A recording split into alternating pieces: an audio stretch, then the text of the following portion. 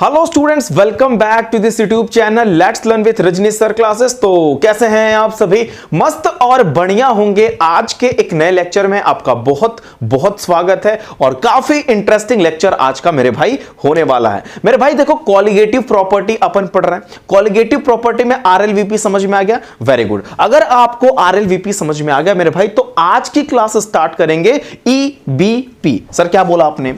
EBP.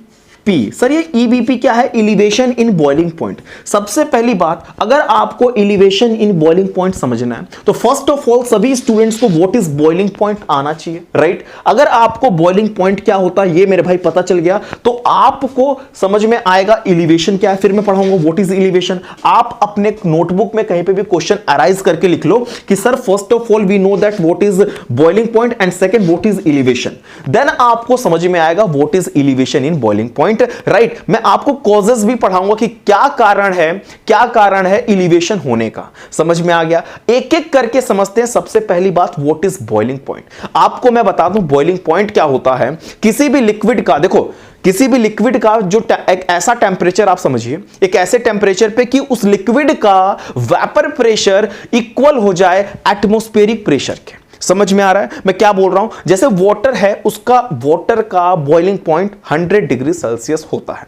Water का boiling point 100 degree Celsius होता है। पता है कि नहीं मेरे भाई? अब ये ना कहना मुझे नहीं पता है, मुझसे मत पूछो ना, है ना? पता है ना कि बॉइलिंग पॉइंट वाटर का कितना है? 100 डिग्री सेल्सियस है। बार बार मत बोलने लगना मुझे नहीं पता है, मुझसे मत पूछो ना। समझ में आया? इसका बॉइलिंग पॉइंट, वाटर का बॉइलिंग पॉइंट 100 डिग्री सेल्सियस होता है, राइट? सर ये एक ऐसा टेंपरेचर है, अगर अपन क्या करते हैं 80 डिग्री का 90 डिग्री का टेंपरेचर मारते हैं तो वाटर चुपचाप ऐसे बैठा रहेगा। वाटर बैठा ही रहेगा मेरे, ऐसे चुपचाप बैठा रहता है। लेकिन जैसे ही उसको टेंपरेचर 100 का मिलेगा ना, उसको टेंपरेचर जैसे ही 100 डिग्री पे जाएगा, उसका जो वेपर प्रेशर होगा वो इक्वल हो जाएगा एटमॉस्फेरिक प्रेशर के। तो ऐसे ऐसे करके निकल के अपना उड़ जाएंगे, ऐसे मतलब वेपोराइज होना स्टार्ट हो जाते हैं। वेपोराइज होना स्टार्ट हो जाएंगे मेरे भाई। समझ में आ रहा है क्या बोल रहा हूं? मतलब कि लिक्विड जो है वो वेपर में कन्वर्ट होने लगता है अपने एक बॉइलिंग पॉइंट पे ही।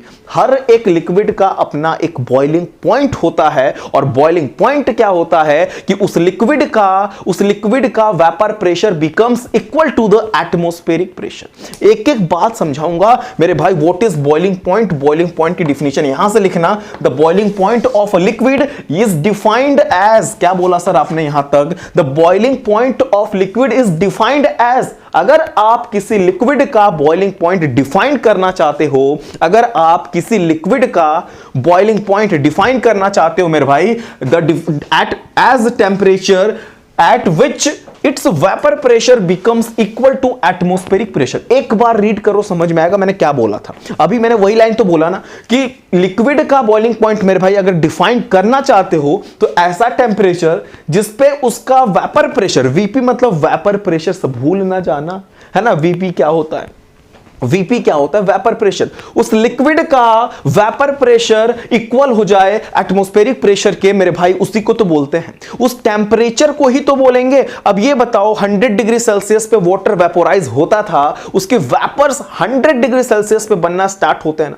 100 डिग्री सेल्सियस जब उस लिक्विड का टेंपरेचर पहुंचता है तो एटमॉस्फेरिक प्रेशर के इक्वल होता है उसका वेपर प्रेशर। देन आफ्टर वो अपना जो भी काम करना वो होता है। लेकिन क्या उसके पहले भी होगा क्या? नहीं, ऐसा तो होगा नहीं। समझ में आ रहा? इसीलिए तो एक लिक्विड का बॉइलिंग पॉइंट की मैं बात कर रहा हूं। चलिए सर, बॉइलिंग पॉइंट तो समझ में आ गया। एक बार इसको रीड कर लेना, एक बार रीड कर लो what is boiling point. Then after we will study about what is elevation. What is elevation? Elevation क्या होता है पहले मुझे देखो एलिवेशन बताने जा रहा हूं। ठीक समझ में आ रहा है? चलो सर, एलिवेशन वाकई में क्या होता है? आपके पास एक वाटर कहां से खोजोगे? सपोज करो आपके पास वाटर है एंड उस वाटर के अंदर आपने कुछ डाला। अभी मैं बता नहीं रहा कुछ डाला, है ना? अभी बस मैं इतना बोल रहा हूं कि आपने उस वाटर में कुछ डाला। जब तक वो वाटर था तो अपन उसको बोलेंगे प्योर सॉल्वेंट। क्या बोलेंगे? Pure solvent. समझ में आ रहा है? जब तक वो एक वाटर था, जब तक वो कुछ नहीं मैंने किया कि कंटेनर में वाटर फिल करके रखा, एक कंटेनर ले लो,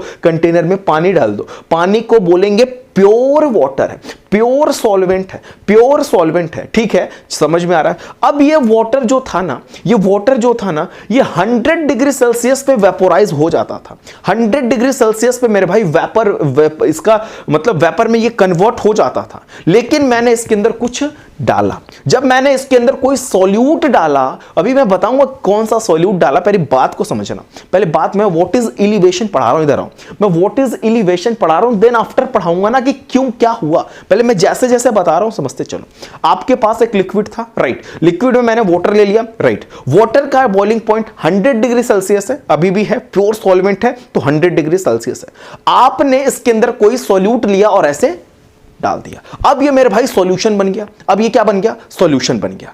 अब ये 100 डिग्री पे क्या हो रहा है, अब मैं 100 डिग्री पे जब ले जा रहा हूं तो इसका जो वेपर प्रेशर है वो 100 डिग्री सेल्सियस पे एटमॉस्फेरिक प्रेशर के इक्वल हो ही नहीं रहा है, मतलब वेपर बनना स्टार्ट ही ना हो रहा है। जब तक वो पानी था, जब तक वो अकेले पानी था तो 100 डिग्री सेल्सियस पे वेपर बन जाता था। समझो क्या बोल रहा हूं, जब वो प्योर स्टेट में था तो 100 डिग्री सेल्सियस पे पानी वेपोराइज हो जा रहा था, लेकिन मैंने उसमें कुछ ऐसा सब्सटेंस डाल दिया, जब सॉल्यूशन बना दिया मैंने, और उसको 100 डिग्री में तो मौज कर रहा है, अभी भी 100 पे मस्त बैठा है। 100 डिग्री पे मतलब हो ही नहीं रहा वेपर प्रेशर, मतलब वेपर में कन्वर्ट ही नहीं हो रहा है। अब क्या हुआ, अब मुझे और टेम्परेचर बढ़ाना पड़ा, 102, 103, 104, 105 डिग्री, मतलब 110 डिग्री, मतलब 100 डिग्री सेल्सियस पे नहीं वो वेपोराइज हुआ, कुछ मान लो कि 120 डिग्री पे जाके वो अब वेपर बनना स्टार्ट हुआ। हुआ क्या, बात को समझना। जब वो सॉल्यूट था, अरे जब वो सॉल्वेंट था तो उसका वेपर प्रेशर था मेरे भाई, जब वो सॉल्वेंट था तो उसका वेपर प्रेशर मेरे भाई था, मतलब वो वेपर हो जाता था 100 डिग्री सेल्सियस में। लेकिन उसमें मैंने डाल दिया कुछ सब्सटेंस, जिसकी वजह से क्या हुआ, एक बात यहां पे समझना, ये इसको देखते रहना, यही पॉइंट पढ़ा रहा हूं इस टाइम में। The increase in boiling point of solution, देखो यही ना मैंने बोला कि सॉल्यूशन का बॉइलिंग पॉइंट बढ़ जाएगा। पहले वो पानी था तो 100 डिग्री सेल्सियस पे वेपर बनता था मेरे भाई, लेकिन अब क्या हुआ, अब 100 पे नहीं बन रहा, मान लो 110, 105, 120, 130 कुछ पे भी बने, 100 से ज्यादा ही होगा, 100 डिग्री से ज्यादा ही होगा। 100 वाटर का, इधर आओ, 100 वाटर का बॉइलिंग पॉइंट था ना, 100 वाटर का बॉइलिंग पॉइंट था ना, लेकिन अब मेरे भाई 100 पे नहीं बॉइल होगा। यही तो मैं बोल रहा हूं, the increase in boiling point of solution, solution का बॉइलिंग पॉइंट क्या होगा, बढ़ जाएगा in comparison to boiling point of pure solvent. Match किया कि नहीं किया, मतलब प्योर सॉल्वेंट का जो भी बॉइलिंग पॉइंट रहा होगा उसके कंपैरिजन में सॉल्यूशन का बीपी बढ़ जाएगा। सॉल्वेंट का, प्योर सॉल्वेंट का जो भी बीपी रहा होगा ना, उसकी कंपैरिजन में सॉल्यूशन का बीपी बढ़ जाएगा।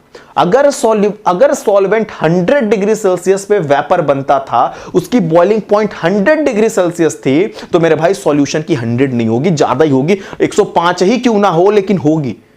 दैट मीन्स, ये बताओ 100 से ज्यादा हुआ कि नहीं हुआ ना, that is known as elevation in BP.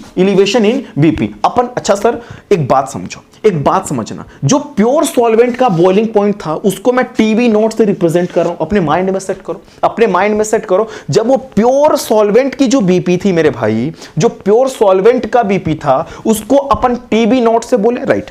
तो सर जो सॉल्यूशन की बीपी आखिर कोई ना कोई तो जरूर होगी। हाँ, जब 100 डिग्री पे पानी वेपर 100 डिग्री पे पानी का बॉइलिंग पॉइंट है, आपने उसके अंदर कुछ डाला, लेकिन आपने सर कारण नहीं बताया। इधर आओ, आपके माइंड में एक क्वेश्चन तो जरूर अराइज हुआ होगा कि सर ऐसा आपने क्या डाला था उसके अंदर, जो आपने ऐसे ऐसे करके इसके अंदर डाल के जो ऐसे ऐसे सॉल्यूशन बनाया था, ऐसा आपने क्या डाला था जिसकी वजह से इसकी बीपी बढ़ गई। सॉल्यूशन का बॉइलिंग पॉइंट सर क्यों बढ़ गया सॉल्वेंट से, ये आपने नहीं बताया। मेरे भाई अपने माइंड में डाल देना। ये तीसरी पॉइंट जो है यहां पे मैंने लिखा है, ये तीसरी पॉइंट मैं आपको समझा देता हूं, क्यों सॉल्यूशन का बॉइलिंग पॉइंट बढ़ गया, क्यों सॉल्यूशन का बॉइलिंग पॉइंट मेरे भाई बढ़ गया, क्यों सॉल्यूशन का बॉइलिंग पॉइंट बढ़ गया प्योर सॉल्वेंट की अपेक्षा। क्योंकि अपन लोग ने क्या किया था, सॉल्वेंट के अंदर नॉन वोलेटाइल सॉल्यूशन सॉल्यूट डाला था। क्या बोल दिया सर आपने यही बोला ना कि non volatile solute is added into pure solvent. जब आप प्योर सॉल्वेंट के अंदर नॉन वोलेटाइल सॉल्यूट को ऐड कर दोगे ना, नॉन वोलेटाइल सॉल्यूट को ऐड कर दोगे मेरे भाई, तो BP of solution is increases in comparison to the pure solvent. अब इस सेंटेंस को देखना, when non volatile solute is dissolve in volatile solvent. क्या बोला सर आपने? किसी भी वोलेटाइल सॉल्वेंट में आपने क्या डाला? अच्छा वोलेटाइल क्या होता है ये पूछ रहे हो? कोई बात नहीं भाई मेरे भाई, पूछो तुम। वोलेटाइल का मतलब दैट लिक्विड या that substance which can easily vaporise, जो इजीली मेरे भाई वेपर्स में कन्वर्ट हो जाता है, उसको अपन वोलेटाइल बोलते हैं, है ना। जो इजीली वेपर में कन्वर्ट हो जाए मेरे भाई, उसको अपन वोलेटाइल बोलेंगे। और नॉन वोलेटाइल दैट सब्सटेंस होता है जो वेपोराइज ना हो, वेपर्स में कन्वर्ट ना हो, उसको अपन बोलते हैं नॉन वोलेटाइल। जो वेपर में कन्वर्ट हो गया मेरे भाई वो वोलेटाइल, जो वेपर में कन्वर्ट नहीं होता है उसको नॉन वोलेटाइल बोलते हैं। कहीं लिख लेना मेरे भाई। चलो सर आपने ऐसा क्यों कहा कि सॉल्यूशन का बॉइलिंग पॉइंट बढ़ जाता है in comparison to pure solvent? आखिर आपने ऐसा उसके अंदर कौन सा जादू कर दिया कि उसका सॉल्यूशन का बीपी बढ़ गया? तो आप अपने माइंड में या अपने कॉपी पे नोट करना, क्योंकि सर आपने उसके अंदर नॉन वोलेटाइल सॉल्यूट डाला था। समझ में आया? चलो नोट करो, non volatile solute is dissolve in volatile solvent. आपने सर वोलेटाइल सॉल्वेंट के अंदर जो आसानी से वेपोराइज हो रहा था, उसके अंदर आपने ऐसा मटेरियल डाल दिया जो वेपोराइज होने जो ना होता हो, मतलब जिसकी मतलब वो नॉन वोलेटाइल हो। अब अपने तो उड़ेगा नहीं और दूसरे को भी उड़ने नहीं देगा, वही वाली हाल हो जाएगी। मतलब अपने तो उड़ेगा नहीं और उसको भी नहीं उड़ने देगा, उसके सरफेस पे आ जाएगा। पानी के ऐसे सरफेस पे ऐसे आ गया तो अपने तो वेपोराइज होगा नहीं, अंदर से जो आएंगे उनको भी जाने नहीं देगा, उनके लिए भी जगह नहीं देगा। भाई तू रुक, नीचे ही रहने दे, नीचे रह, मत जा, अभी थोड़ा सब्र कर, अभी टेंपरेचर बढ़ने दे, फिर मैं तेरे को जाने देगा जब मुझे भी दिक्कत हुई। ऐसा स्टोरी हो जाता है वहां पे, है ना। मतलब उस कंटेनर के सरफेस पे जाके ऐसे बैठ जाता है और कंटेनर पे, ठीक है। और ये जब नीचे से आता है ना, ऐसे 100 जैसे पहुंचा तो इन उड़ते हुए आएगा, ऐसे कहेगा, ये बोलेगा बैठ अभी नीचे, बैठ बहुत बेचैन लग रहा है, इसको फिर दबा देगा। फिर बोलेगा जब टेंपरेचर, जब इसको अब सहन नहीं होगा, ऊपर वाले को भी नहीं सहन होगा, इसको भी बेचैनी होने लगेगी क्योंकि टेंपरेचर बढ़ते जा रहा है। तब ये बोलेगा भाई जा तू जा, तो ये अपना जो निकलना स्टार्ट हो जाता है। ये स्टोरी होती है वहां पे, ठीक है। चलो तो मेरे भाई तो हुआ क्या, वेपर प्रेशर घट जाएगा, वेपर प्रेशर घटेगा तो बॉइलिंग पॉइंट बढ़ेगा। समझ में आ गया?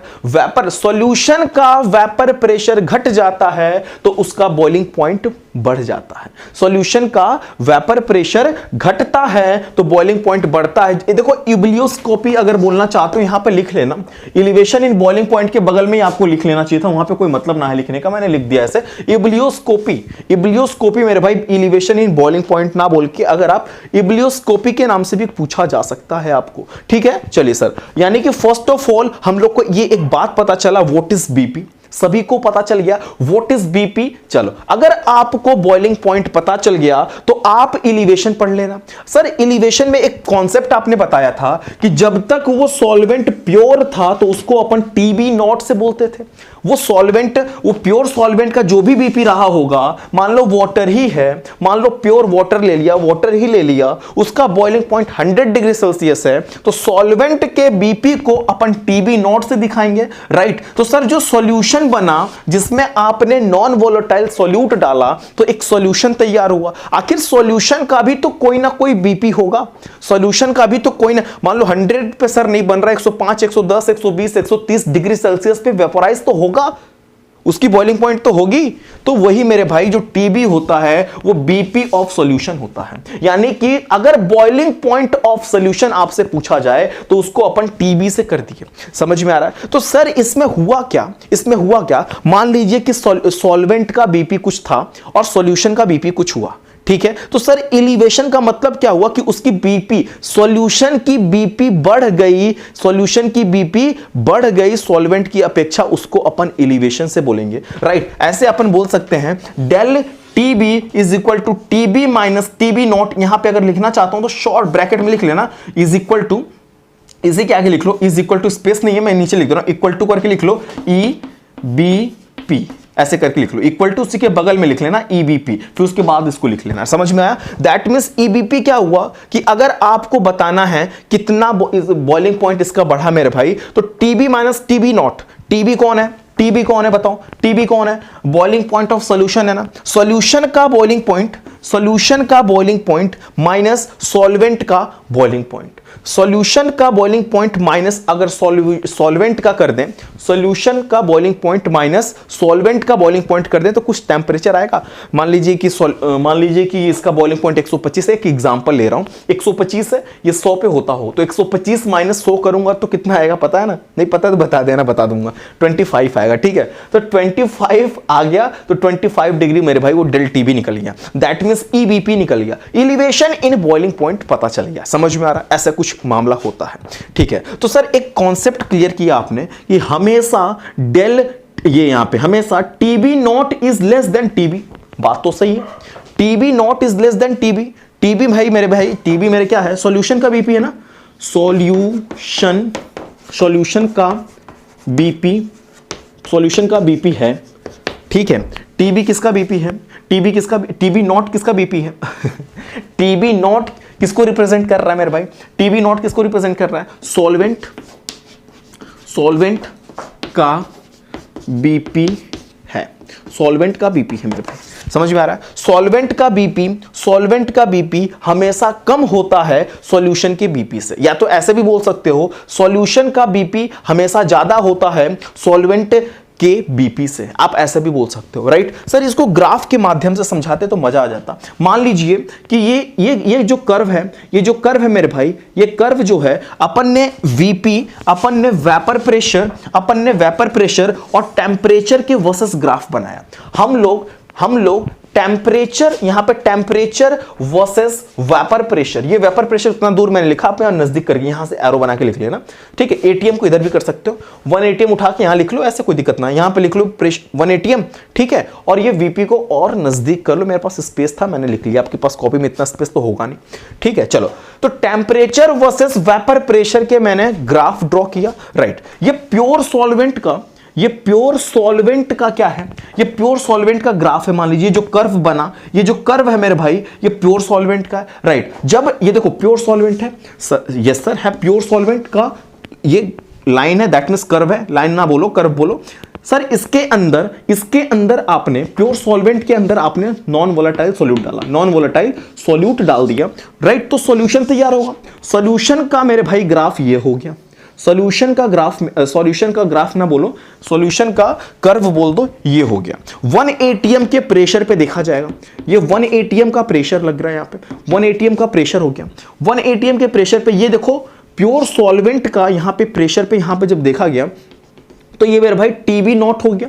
टीबी नॉट समझ में आ रहा है? ये प्योर सॉल्वेंट यहां पे मिला और यही वाला 1 पे एटीएम प्रेशर यहां पे लेके जाने के बाद ये सॉल्यूशन का है ना, सॉल्यूशन की बॉइलिंग पॉइंट है ना, तो सॉल्यूशन की बॉइलिंग पॉइंट अपन यहां पे कर दिए टीबी। इन दोनों के बीच का जो डिफरेंस होता है मेरे भाई वो डेल टीबी होता है। हुआ क्या आप लोग समझो कि टीबी नॉट की बीपी इतनी थी और टीबी की बीपी बढ़ गई। मान लो यहां 0, 10, 20, 30, 40, 50 ऐसे कर लो, 60, 70 जनरली, तो यहां पे 50 पे आ रहा है, यहां पे 70 पे आ रहा है। एक एग्जांपल दे रहा हूं, ऐसा बेचैन ना हो जाना सर ये 60, 70 क्या है, कुछ ना है, 60, 70 एक वैल्यू है कि 0, 10, 20, 30, 40, 50 पे यहां पे आया, 60, 70, दैट मींस यहां 50 पे आ रहा है, यहां पे 70 पे आ रहा है। तो एक कॉन्सेप्ट क्लियर हुआ, समझ में आया ना कि 50 डिग्री जो था वो टीबी नॉट है और 70 जो है वो टीबी है, दैट मींस टीबी का बीपी बढ़ गया, टीबी का बीपी बढ़ गया टीबी नॉट से। यही मैं समझाना चाह रहा हूं मेरे भाई, इतने बड़े स्लाइड में एक ही चीज समझा रहा हूं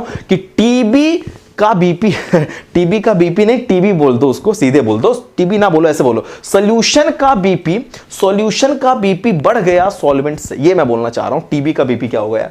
टीबी का बीपी थोड़ी, टीबी मतलब बीपी ऑफ सॉल्यूशन होता है। राइट, कुछ नहीं है सर। इस ग्राफ, इस फिगर में देखा जाए, इस ग्राफ में, ये ग्राफ रिप्रेजेंट करता है, ये ग्राफ रिप्रेजेंट करता है TB is directly proportional to del P. समझ में आ रहा है? ये ग्राफ क्या रिप्रेजेंट कर रहा है? इस फिगर के माध्यम से आपको ये पता चल सकता है कि टीबी जो होता है डायरेक्टली प्रोपोर्शनल होता है डेल पी के। ये चीजें अभी मैं आपको डेरिवेशन इसके आगे का करके दिखाऊंगा नेक्स्ट स्लाइड में। अभी समझ लो कि वो टीबी जो है ना मेरे भाई, ये जो टीबी है ना, ये टीबी डायरेक्टली प्रोपोर्शनल होगा ये जो अपना क्या नाम है यार, डेल पी के, ठीक है। ये दोनों लोग क्या हैं आपस में directly proportional. That means when TB जब इंक्रीज होगा, जब टीबी बढ़ेगा तो डेल पी भी बढ़ेगा। दैट मींस जब डेल पी बढ़ाओगे तो टीबी भी बढ़ेगा।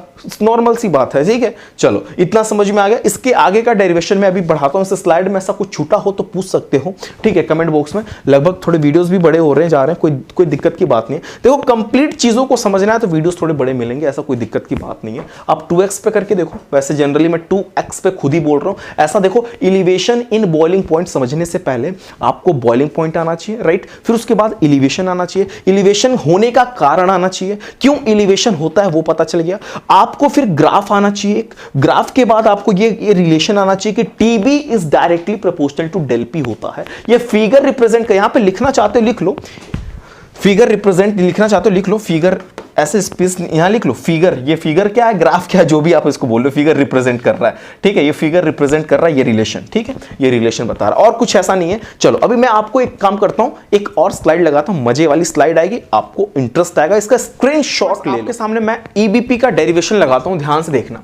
आप लिख लेना वहां पे डेरिवेशन। तो अपन ने एक रिलेशन पढ़ा था अभी, जस्ट एक रिलेशन हम लोग ने पढ़ा था। आपको पता है रिलेशन में हमने क्या पढ़ा था, del TB is directly proportional to, अपन ने अभी जस्ट रिलेशन पढ़ा था, del TB is directly proportional to del P. अभी हम लोग जस्ट पढ़ के आए थे ये रिलेशन, हमने अभी जस्ट पढ़ा था कि del TB is directly proportional to del P, हम लोग ने पढ़ा, राइट। अगर हम लोग बात करें according to Raoult's law, Raoult law की अकॉर्डिंग अगर हम बात करें मेरे भाई, तो यहां पे लिखना चाहते हो लिख लो, ठीक है, कोई बात नहीं, यहां लिख लो according to Raoult's law, according to Raoult law, ठीक है। according to Raoult law, according to Raoult law in lowering, ऐसे लिख लो, lowering in vapor pressure of solute, lowering in vapor pressure of solute, ठीक है, solute is directly proportional to, या लिख लो direct is proportional to, क्या बोल सकते हैं हम लोग, is proportional to the mole fraction of solute. ऐसे आप शॉर्ट में अपने लिख लेना, मैंने ऐसे एज इट इज आपको एक नॉलेज के लिए लिख दिया ये चीजें कि अकॉर्डिंग टू राउल्ट लॉ के अकॉर्डिंग हमने एक बात पढ़ा था कि lowering in VP of solute, ऐसे बोलेंगे, lowering in VP of solute is directly proportional to the mole fraction of solute. That means समझ में आ रहा है क्या मैं बोलना चाहता हूं। ये देखो अपन इसको एक शॉर्ट में लिख सकते हैं ऐसे भी। इस चीज को अगर मैं लिखना चाहूं मेरे भाई तो मैं लिख सकता हूं del P is directly proportional to x2। अगर आपने ये लाइन नहीं समझा तो ये रिलेशन समझ जाना, आपको समझ में आ जाएगा।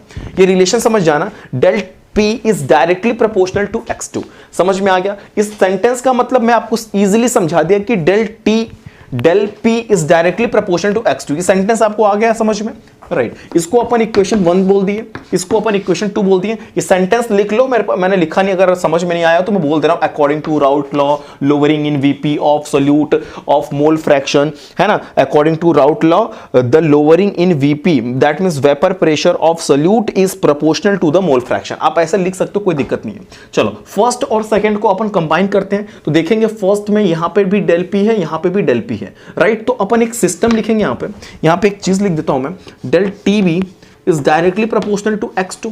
बोलो हो सकता है कि नहीं हो सकता है? हो सकता है मेरे भाई, ठीक है सर। अगर अपन del TB is equal to कर दें तो kx2 हो सकता है, हो सकता है कि नहीं। kx2 एक कांस्टेंट आ गया सर। आपने x2 का मतलब एक चीज एक बार सिखाया था कि x2 का मतलब मोल fraction of solute, right. Mole fraction of solute की मैं बात कर रहा हूं। x2 में जब 2 लिखूंगा मेरे भाई समझ जाना कि मैं सॉल्यूट की बात कर रहा हूं, और 1 लिखूंगा मेरे भाई तो सॉल्वेंट की बात हो रही है, राइट। तो x2 इज इक्वल टू अपन कर सकते हैं n2 upon n1 plus n2। Sir ये n1 क्या है, n2 क्या है? n2 मेरे भाई number of moles of solute है, एंड n1 क्या है, number of moles of solute है। आप लिखना चाहते हो लिख लेना कहीं पे। n2 है number of moles of solute, n1 है number of moles of solvent, ठीक है। अपन उसको यहां पे पुट करेंगे तो हो जाएगा del TB is equal to k n2 upon n1 plus n2। हो सकता है कि नहीं हो सकता है? अगर इसको एक सेंटेंस में लिखना चाहे आप यहां पे, इफ अगर आप इसको लिखना चाहते हैं तो लिख सकते हैं if n2 is less n1, तो मेरे भाई क्या होगा बता दीजिए क्या होगा। तो del TB is equal to k, हो सकता है कि नहीं, n2 अपॉन, हमने तो n2 को क्या कर दिया, लेस कर दिया, तो n2 अपॉन n1 ही तो सिर्फ होगा। n2 देखो इजीली समझो मैं क्या कर रहा हूं, del T B is equal to K हुआ x2 पे। मेरे को आप लोग को ये बात पता होना चाहिए कि रिलेशन मैंने आपको मोल फ्रैक्शन में सिखाया है। Mole fraction of solute is equal to number of moles of solute upon total number of moles of solute that present in solution. समझ में आ रहा? तो जितने भी मोल्स है सबको दैट मींस 1 और 2 का मोल्स ऐड कर देना इजीली। अच्छा, number of moles is equal to पूछ रहे हो, number of moles is equal to होता है मास बाय मोलर मास। ठीक है, अगर आपको नंबर ऑफ मोल्स निकालना है तो मास बाय मोलर मास इजीली कर देना, आ जाएगा। समझ में आ गया? राइट। चलो, अगर अपन इसको शॉर्ट में देखो, इसको अपन लोग क्या करते हैं, आप लोग को एक बात पता होना चाहिए मेरे भाई कि N2 इज इक्वल टू होता है, N2 मतलब number of moles of solute. जहां पे मैंने 2 लिखा वो मोल्स ऑफ सॉल्यूट की बात करेंगे, जहां पे N1 लिखूंगा वो नंबर ऑफ मोल्स ऑफ किसकी बात करेंगे, सॉल्वेंट की। तो ये एक बात बताओ, अगर मैं N1 इज इक्वल टू आपसे पूछूं क्या हो सकता है, तो मास of solvent upon molar mass of solvent. Mass by molar मास होता है कि नहीं होता है? दैट मींस मैं लिख सकता हूं M1 अपॉन W, नहीं मेरे भाई, मास नहीं, मास ऑफ सॉल्वेंट को अपन W1 से बोलेंगे। ठीक है, मास ऑफ सॉल्वेंट को अपन बोल देते हैं W1 और मोलर मास को बोल देते हैं M1, ऐसे करते हैं। वो मास M फॉर मास ना है यहां पे, है ना, M फॉर यहां पे मैंने मास नहीं किया। समझ में आ रहा? एक सेकंड रुक जाओ, वायर फंस गया, जस्ट वेट। ओके, चलो, दिखा आपको? ठीक है, देखो मैंने बोला number of moles of solvent is equal to mass by molar mass. Mass को मैंने बोल दिया W एंड मोलर मास को मैंने बोल दिया कैपिटल M। समझ में आ रहा है? चलो, इसको मैंने 1 क्यों लगाया, क्योंकि मैं ये सॉल्वेंट की बात कर रहा हूं। इसको पुट कर देंगे हम लोग यहां पे, तो del TB is equal to K N2 by N1 की जगह पे अपन पुट करेंगे W1 बाई M1। क्या करेंगे, W1, ठीक है, अच्छे से कर देते हैं, W अच्छा वाला W बना दिया मैंने, W1 अपॉन M1। तो ये M1 ऊपर भी तो ऐसा हो जाएगा इजीली। समझ में आ रहा है क्या किया मैंने? अरे भाई, W1 अपॉन M1 होगा, W1 अपॉन M1, तो M1 ऊपर ला दिया मैंने, कोई दिक्कत की बात तो है ना यहाँ पे। ठीक है, चलो सर एक कॉन्सेप्ट बता देना, एक चीज आप नोट कर लेना कि अपन KB is equal to K into M1 कर सकते हैं।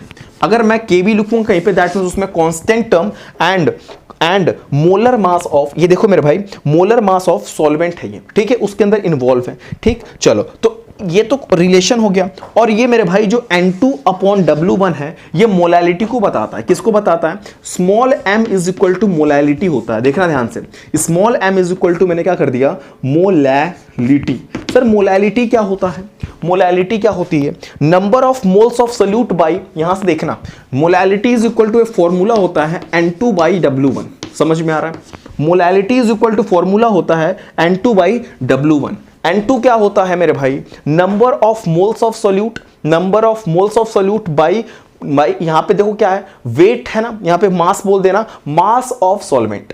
यही तो फॉर्मूला है मोलैलिटी का। फॉर्मूला आपको पता होना चाहिए, number of moles of solute by क्या है, number of moles of solute upon अपन क्या बोलते हैं मेरे भाई, बताइए ना, मास ऑफ सॉल्वेंट बोलते हैं कि नहीं बोलते हैं? यहां पे सिर्फ सॉल्वेंट होता है, मोलैरिटी रहता था ना, वहां पे सॉल्यूशन होती थी। यहां मोलैलिटी में सिर्फ सॉल्वेंट की बात करेंगे। तो N2 अपॉन N1 को अपन रिप्लेस करेंगे किससे? M से। तो यहां पे फाइनली एक फॉर्मूला मैं बनाता हूं, आपको ध्यान देखना। यहां मैं लिख सकता हूं del TB is equal to K और M1 को मैंने कर दिया KB। क्या किया मेरे भाई? KB। K और M1 मैंने बोला ना, यहाँ पे K और M1 को अपन कर देंगे KB, और N2 बाई N1 जो है, N2 बाई M1 जो, सॉरी M1 नहीं, W1 जो है, इसको अपन करेंगे स्मॉल m। क्या करेंगे? स्मॉल m कर देंगे मेरे भाई। ये देखो हो गया, del TB is equal to KB into M आ जाएगा। Del TB is equal to KB into M आ जाएगा। इजीली, बहुत ही इजी डेरिवेशन है ये। ठीक है, चलो, उसके बाद अगर पूछा जाए ये सर KB क्या है, यहाँ पे KB क्या है, KB क्या है मेरे भाई, इसको अगर पूछा जाए तो इसको अपन क्या बोलते हैं? Molar elevation constant. लिखना चाहते हो लिख लेना, मोलर इलिवेशन, ठीक है, मैं लिख देता हूं इलिवेशन कांस्टेंट। ठीक है, मोलर इलिवेशन कांस्टेंट हो गया मेरे भाई। चलो, इसको अपन इब्लियोस्कोपिक कांस्टेंट भी बोल सकते हैं। लिखना चाहते हैं लिख दो, यहां पे लिख देता हूं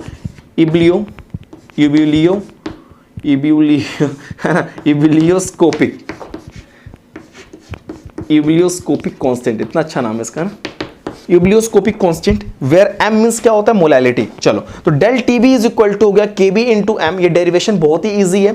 kb को kb मींस हो गया मेरे भाई molar elevation constant, that means ebullioscopic constant भी बोल सकते हैं।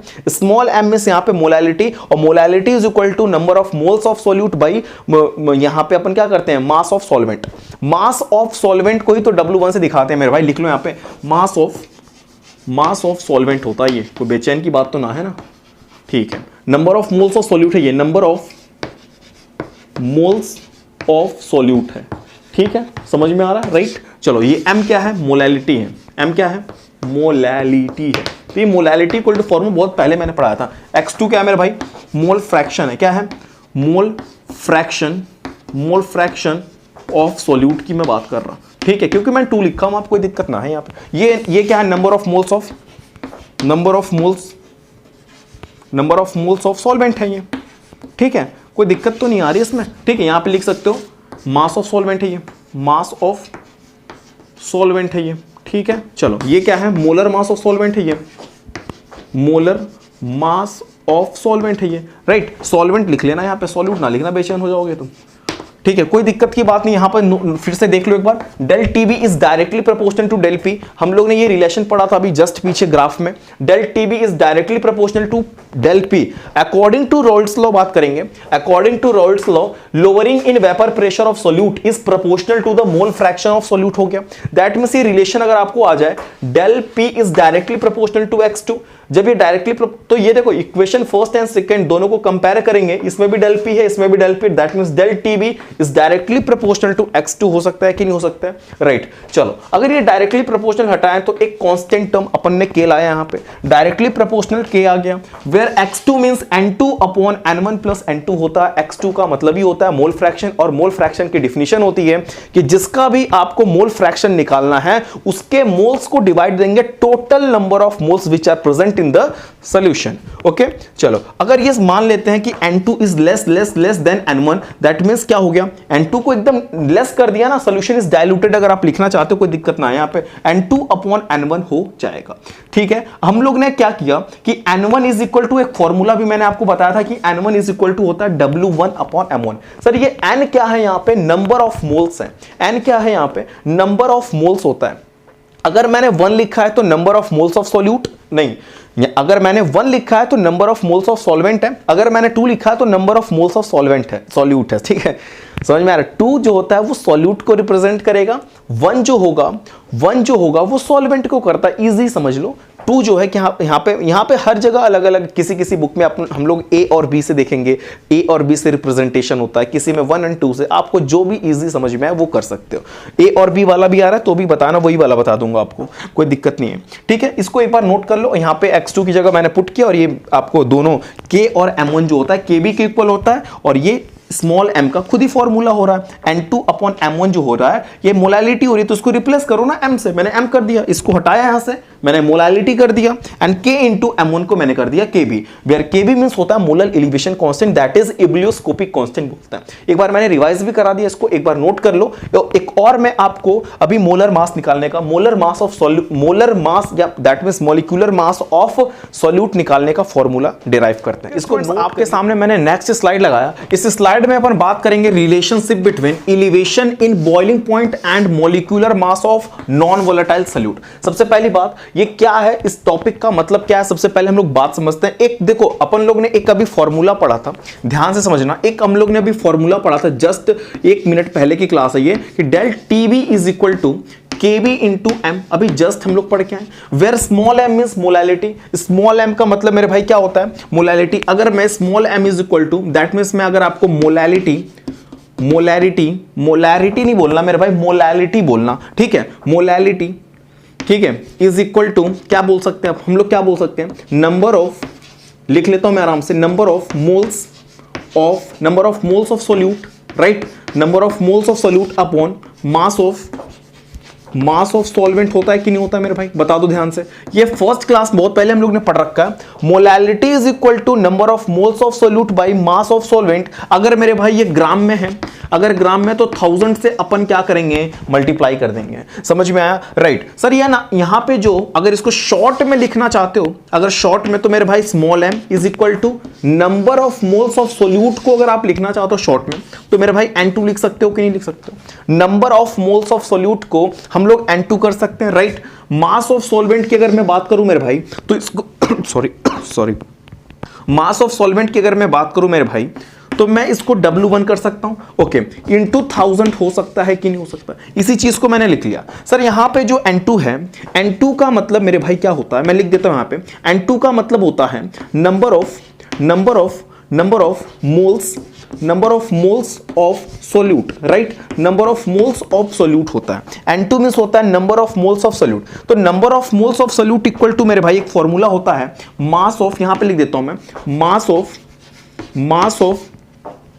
Of solute by molar mass of, मेरे साथ लिख लेना तो भूल जाओगे, mm नहीं, यहां पे मोलर मास ऑफ सोल्यूट है, ठीक है मेरे भाई, molar mass of solute.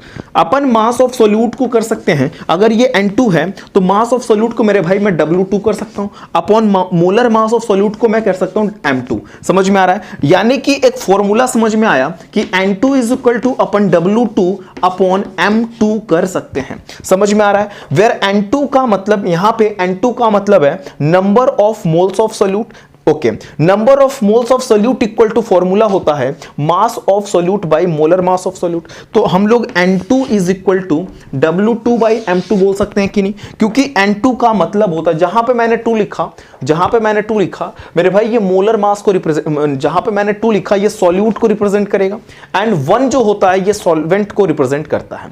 Solute यहां पे number of moles of solute, यहां पे मास बाई मोलर मास है, मास मींस हो गया W2 and molar mass of solute हो गया मेरे भाई M2। तो हम लोग शॉर्ट में कर देंगे N2 is equal to W2 by M2। यहां पे पुट करेंगे इसको, देखो यहां पे एक जगह N2 आ रहा है कि नहीं आ रहा है, राइट। यहां पे पुट कर दो। अभी ये मेन फॉर्मूला में नहीं चल रहा मैं, अभी मैं सिर्फ M की बात कर रहा, अभी मैं सिर्फ और सिर्फ M की बात कर रहा हूं, ये जो M है ना उसकी मैं बात कर रहा हूं।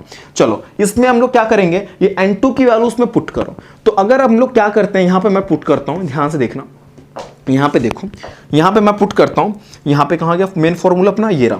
चलो तो मैंने किया molality is equal to N2 के प्लेस पे मैंने कर दिया W2 by M2, right. M2 हो गया, M2 यहां पे हो गया मेरे भाई M2, ठीक है सर, M2 हो गया, और इनटू कर सकते हैं हम लोग W1 कर दिया मैंने।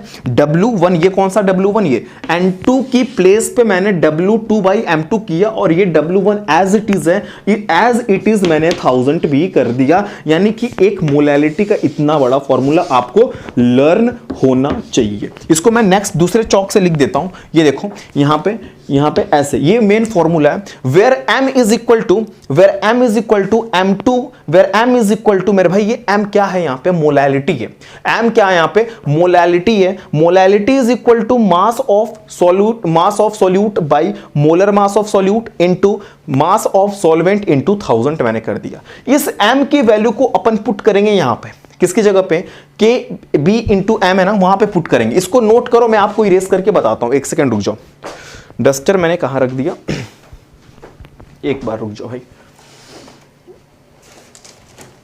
चलो देखो इसको नोट कर लो, मैं इसके इरेज करता हूं आपको। ये नोट कर लिया आपने, इसको नोट कर लिया आपने, वेरी गुड। चलो इसके बाद मैं लिखता हूं यहां पे, इसके बाद मैं लिखता हूं, ये देखो। तो यहां पे अपन क्या करेंगे, यहां पे del TB is equal to KB मैंने करा, ठीक है। M की वैल्यू मैंने कितना निकाला मेरे भाई, M इज इक्वल टू मैं W2 अपॉन M2 कर सकता हूं, इनटू W1 मैंने कर दिया, राइट, इनटू 1000 ये मेरा था, ठीक है। ये मैंने M की जगह पे इतना M का वैल्यू था, मैंने M की प्लेस पे लाके इसको पुट कर दिया। अगर आप इसको इक्वेशन कोई मानना चाहते हो मान लेना, और इसको फर्स्ट इक्वेशन मान लेना। इसको इक्वेशन अगर आप 2 मानना चाहते हो तो मान लो, कोई दिक्कत ना है यहाँ पे, ठीक है। From equation first and second कर लेना, यहाँ पे मैं लिख देता हूँ यहाँ पे, from equation first and second, ठीक है। from equation first and second, where first equation is del TB is equal to KB into M, right? And equation 2 means M is equal to W2 upon M2 into W1 into 1000. From equation first and second, अगर equation first and second से comparison कर ले हम लोग, तो ये मैंने M की जगह पे इसको पुट कर दिया, M का पूरा वैल्यू लाया, यहाँ पे M मीन्स मोलैलिटी होता है, कोई टफ चीज ना है यहाँ पे, ठीक है। मेरे को यही M2 इक्वल टू फॉर्मूला चाहिए मेरे भाई, तो अपन M2 को इधर रिप्लेस करेंगे, डेल TB को यहाँ पे डालेंगे। एक लाइन और मैं इरेज करता हूँ, इसको नोट कर लिया आपने, वेरी गुड, चलो इसको नोट कर लिया, वेरी गुड। ये देखो यहाँ पे मैं लिखता हूँ, यहाँ पे मैं लिखता हूँ M2 को मैं इस साइड लाता हूँ, क्योंकि मुझे M2 इक्वल ही तो चाहिए formula. M2 is equal to, ये KB कर था, KB किया मैंने, ठीक है, ये मैंने W2 करा और यहां से मैंने डेल TB लेके आया, यहाँ पे डेल TB ला दिया मैंने यहाँ पे, राइट, डेल TB, और ये मेरा भाई W1 हो गया, ये मेरा भाई W1 और ये 1000 मैंने करा यहाँ पे, राइट। ये अपन का एक मेन फॉर्मूला प्रूफ कर लिया। इस फॉर्मूले के लिए हम लोग तब से बेचैन थे, यही फॉर्मूला है जिसके लिए हम लोग तब से परेशान हैं, यही फॉर्मूला के लिए हम लोग ने इतना डेरिवेशन जो भी करना था हम लोग ने किया, राइट। तो ये M2 is equal to KB into W2 into 1000 upon del TB होता है मेरे भाई। यहाँ पे मैंने डेल TB लिखा, भूल ना जाना, ठीक है, भूल ना जाना, ये मेरे भाई डेल TB इंटू W1 है। आखिर मेन फॉर्मूला यही तो है, यहाँ पे मैंने मेन फॉर्मूला, दो फॉर्मूला मैंने लिखा आपको, ठीक है सर। ये यहाँ पे मेन टॉपिक का मतलब ही था कि relationship between elevation in boiling point and molecular mass, ठीक है, elevation in boiling point and molecular mass, elevation in boiling point and molecular mass में मैं अगर आपको रिलेशनशिप सिखाना चाहूं, relationship between elevation in boiling point and molecular mass of non volatile solute, non volatile solute यही तो है, M2 ही तो मेरे भाई नॉन वोलेटाइल सॉल्यूट था। M2 क्या था यहाँ पे, M2 क्या है, नॉन वोलेटाइल सॉल्यूट है। तो आखिर ये फॉर्मूला समझ में आया कि नहीं आया, एक एक लोगों के बारे में मैंने बता दिया। वेयर ये M1 क्या है, आपको यहाँ पे देखो M1 नहीं, यहाँ पे W1 क्या है मेरे भाई, आपको W1 पता चल गया, राइट। यहाँ पे आपको W2 क्या है ये भी पता चल गया, कोई दिक्कत की बात ना। W1 पता है ना, मास ऑफ सॉल्वेंट, ये मेरे भाई mass of solute. Del TB क्या है मेरे भाई, आप बता दो डेल TB क्या है। डेल TB तो अभी जस्ट हम लोग पीछे पूरे पिछला जो लेक्चर इसी के बारे में तो चला, पिछला जो स्लाइड है इसी के बारे में मैंने पूरा स्लाइड लिया, कोई दिक्कत की बात तो नहीं है। आपको KB भी मैंने वहीं पे बता दिया कि मोलर एलिवेशन कांस्टेंट है ना, एब्लियोस्कोपिक कांस्टेंट। कुछ लोगों का KB आपको लर्न करना पड़ेगा मेरे भाई, लर्न क्या आपको अंडरस्टैंड होना चाहिए, कभी कभी जरूरत पड़ती है KB की, कुछ लोगों की KB, जैसे KB फॉर वाटर मेरे भाई 0.52 लर्न कर लेना, KB फॉर वाटर 0.52 होता है, right. KB for benzene 2.53, KB for acetic acid 2.93। कुछ लोगों का KB आप लोग को पता होना चाहिए, जो कि मैंने यहां पे नोट कर दिया। यानी कि हम लोग ने एक डेरिवेशन कर लिया जिसमें अपन ने M2 equal to formula derive कर लिया, राइट। और कुछ लोगों का आपको KB की वैल्यू, KB मतलब यहां पे एब्लियोस्कोपिक कांस्टेंट बोलो, या तो आप इसको मोलर एलिवेशन कांस्टेंट बोल सकते हो। समझ में आया, वेरी गुड सर। यहां पे एक नेक्स्ट टॉपिक आपने लिखा है मोलर एलिवेशन कांस्टेंट। सर ये मोलर एलिवेशन कांस्टेंट क्या होता है, what is molar elevation constant, इस टॉपिक के बाद अपन उसको पढ़ेंगे मोलर एलिवेशन कांस्टेंट। देखो ये मेरे भाई की मोलर एलिवेशन कांस्टेंट का बात करेंगे, it is defined as elevation in, एक ही बार करना मेरे भाई, मैंने दो बार कर दिया यहां पे। It is defined as elevation in boiling point when molality of solution is unity. आपको मैंने एक फॉर्मूला पढ़ाया था, एक सेकंड रुक जाओ, चौक का कलर मैं चेंज करूं तो समझ में आया आपको। ये देखो एक फॉर्मूला पढ़ाया था मैंने, एक फॉर्मूला था यहां पे कि del TB is equal to KB into M, पढ़े थे। इसमें ये जो मोलैलिटी है, अगर ये यूनिटी हो जाए, ये यूनिटी हो जाए, that means molality equal to 1 हो जाए, तो KB is equal to del TB हो जाएगा कि नहीं होगा, KB is equal to del TB होगा कि नहीं होगा। KB is equal to del TB तब हो सकता है when the molality becomes unity. When molality becomes unity, then the KB is equal to del TB. That means मेरे भाई यही तो पढ़ रहे थे हम लोग, यही तो पढ़ रहे थे। मोलर एलिवेशन कांस्टेंट को अगर डिफाइन करना हो आपको, अगर मोलर एलिवेशन कांस्टेंट डिफाइन करना हो तो कुछ ना करना, बस इतना बोलना when molality of solution is unity, बस इतना बोलना। when molality of solution is unity, क्या बोलना, when molality of solution is unity, solution की molality अगर unity हो जाए, that means 1 हो जाए, small m is equal to 1, then KB is equal to del TB, then KB is equal to del TB हो जाएगा। ठीक है। यूनिट की अगर बात करें सर, केबी की यूनिट क्या होती है, तो केबी इज इक्वल टू, यहां से फॉर्मूला निकालो, केबी को वहीं पे रोक दो तो डेल टीबी अपॉन एम हो जाएगा कि नहीं होगा। आप लोग बताओ ना, केबी यहीं पे है, यहां पे स्मॉल एम मल्टीप्लाई में है, मोलालिटी मल्टीप्लाई में है, तो इधर जाके डिवाइड में ही तो होगा। तो मेरे भाई डेल टीबी अपॉन एम होगा कि नहीं होगा, ये फॉर्मूला। ठीक है सर, तो अपन इसका यूनिट लिखना चाहें तो डिग्री सेल्सियस केजी पर मोल हो सकता है, अगर आप चाहें तो केल्विन केजी पर मोल भी कर सकते हो। मैं लिख देता हूं केल्विन केजी पर मोल भी कर सकते हैं। ठीक है, आप ये भी कर सकते हो, ये भी कर सकते हो, डिग्री केल्विन। ठीक है, ये स्लाइड को भी मैंने आपके सामने लग दिया, कोई दिक्कत की बात नहीं। अगर अब भी कोई भी टॉपिक, अगर एलिवेशन की टॉपिक, अगर आपको मोलर एलिवेशन कांस्टेंट या m2 इक्वल टू कोई टॉपिक अगर ना समझ में आई हो, ठीक है, अगर डेरिवेशन ना समझ में आया, एलिवेशन ना समझ में आया, तो आप कमेंट बॉक्स में बता सकते हैं। ओके, अगर ये लेक्चर आपको समझ में आया तो प्लीज चैनल को लाइक, सब्सक्राइब, शेयर जरूर करें and thank you for watching this video.